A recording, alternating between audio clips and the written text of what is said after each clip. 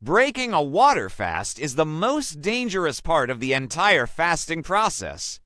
After not eating for days, your digestive system has completely shut down and your body is in a highly sensitive state.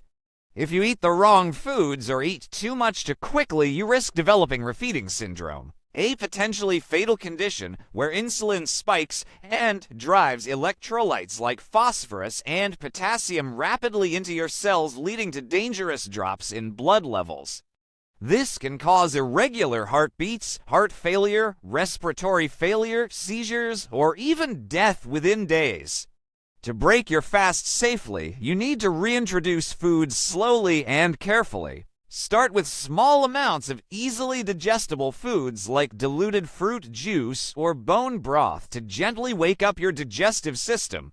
Sip slowly and wait at least 1 to 2 hours before consuming anything else.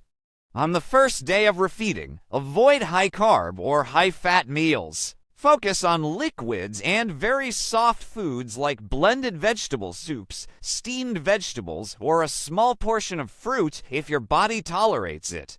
Eat very small portions every few hours instead of large meals to avoid shocking your system. On day 2, you can start adding slightly heavier foods like oatmeal, boiled potatoes, or lightly cooked eggs if you feel comfortable. Continue to avoid processed foods, sugar, and heavy meats during this stage. Refeeding should take as long as your fast lasted, meaning if you fasted for 7 days, spend at least 7 days gradually reintroducing food to allow your digestive system and metabolism to stabilize safely. Also, make sure to drink plenty of fluids and consider adding electrolyte supplements to restore any imbalances caused by prolonged fasting.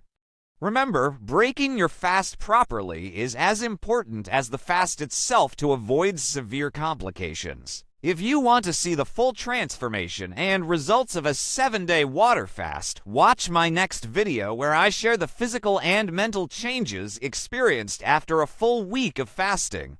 Subscribe for more science-based health insights. Stay smart and stay safe.